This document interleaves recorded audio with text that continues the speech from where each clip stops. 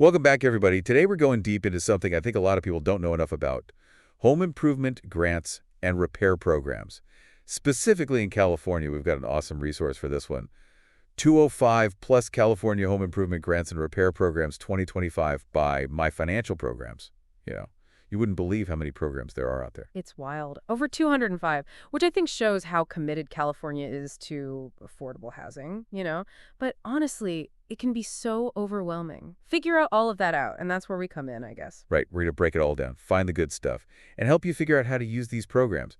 So to start, why are these programs important? Well, our source says that 23% of homeowners in California can't afford to make repairs on their homes. And this isn't about like fancy upgrades or anything. We're talking about essential stuff: roof repairs, plumbing, safety hazards even. And almost 60% of those homeowners, they have to postpone these repairs simply because they can't afford them. So what's causing this? I mean, it's got to be more than just the cost of living in California, right? Oh yeah, it's complicated. For sure, the housing market is a factor. But then there's also wages not growing, medical expenses, the rising cost of everything. So it kind of all creates this situation where even people who make a decent amount of money struggle to keep up with the cost of owning a home. Okay, so how do these programs help? Our source talks about five main sources of help. First, federal programs from the Department of Housing and Urban Development, HUD. Then, there's state-level programs from the California Department of Housing and Community Development, HCD. And get this, there are also programs run by counties and cities with a combined funding of over $778 million. Crazy, right? And a lot of people don't even know about these local programs. They might have unique requirements or be targeted at very specific things. Then there are community organizations that can sometimes help with really urgent repairs, and for people in rural areas, the USDA can help, and they offer assistance up to $235,000. It's awesome. It shows that help isn't just for people in cities. Rural communities need help too. So we've got a need and we've got help. But who actually qualifies for these programs? Technically, any homeowner can qualify, but obviously there are limited resources and a lot of demand, so some people get priority: seniors, veterans, disabled people, low-income households. Okay, that makes sense. But what about everyone else? People who are middle income? It's not impossible. Remember those county and city programs? They often have different requirements and sometimes help people who have more money. So don't count yourself out right away. Do some research. You might be surprised. And also, this is important, apply early. Oh, yeah. A lot of these programs work on a first-come, first-served basis. Don't wait until something small turns into a huge problem. So we know these programs exist, but what kind of repairs do they actually help with? Like just patching a leaky roof or bigger stuff? Oh, they can help with some pretty surprising things. For example, windows are a big one in California. Energy efficiency is a huge deal here. And old windows can make your energy bills really high. But up to 9 programs can help with window repair and replacement. Oh, wow. That's a lot. What about roofs? Roofs are huge too. Up to 8 programs can help with that. Wow. Okay, so that's like surface level stuff. What about, I don't know, more serious stuff like foundation issues? Yeah, that's serious because it can affect the whole house. But luckily, up to 8 programs can help with that too. What about more everyday things like electrical and plumbing? Well, those are really important because if they aren't working right, it can be dangerous. So a lot of programs bundle those repairs together, up to 8 programs actually. Makes sense. To fix them all at the same time. Then there's heating and cooling. Super important in California because we have hot summers and cold winters. So you need a good HVAC system. Luckily, there are 10 programs that can help with that. Some even help you upgrade to a more energy efficient system. And what about those hidden dangers like asbestos and lead? Yeah, those are bad news, especially for kids and older people. But luckily, there are 6 programs dedicated to getting rid of those materials. That's great. What about really big expenses like sewer and water line repairs? Those are scary because they're so expensive. But there are up to 6 programs that can help. Okay, so that's a big relief. Now, this is interesting.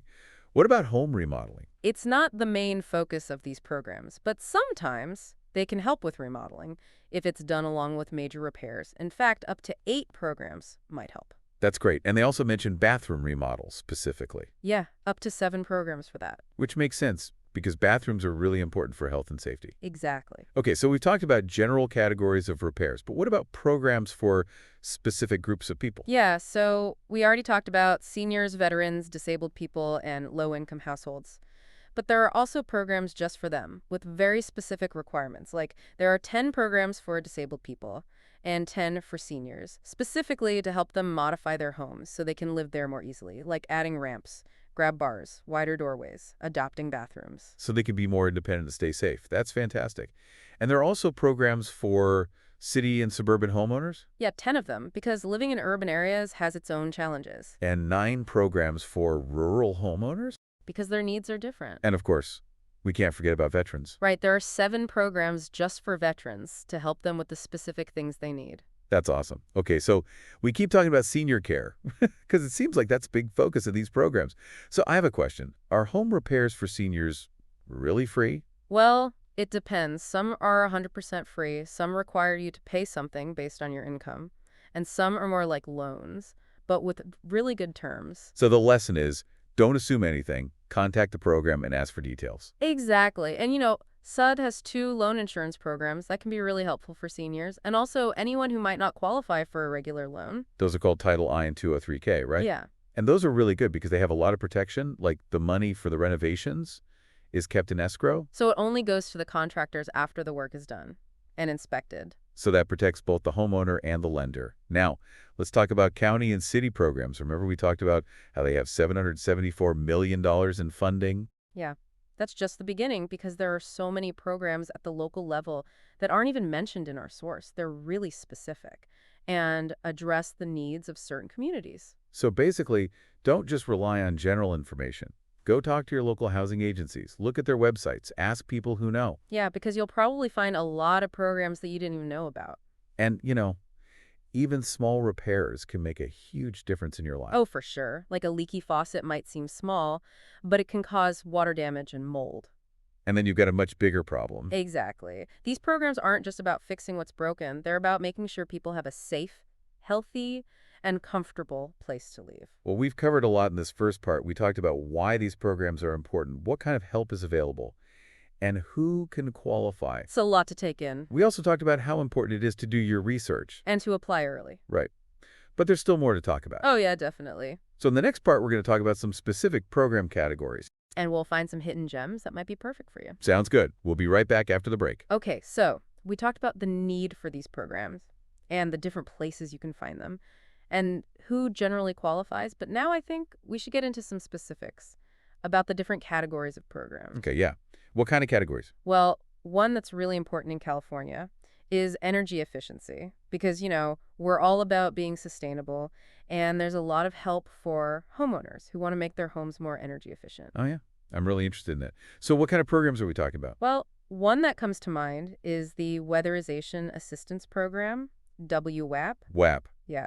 It's funded by the federal government, but it's managed locally, so it's tailored to each community. That makes sense. So what does WAP actually do? It can help with a lot of different things, like weather stripping, replacing windows and doors, upgrading insulation, even repairing or replacing your heating and cooling system. Wow. That's a lot. So is this program mostly for low-income homeowners? Yeah, it's designed to help families who are struggling to pay their energy bills. So they can save money and help the environment at the same time. That's great.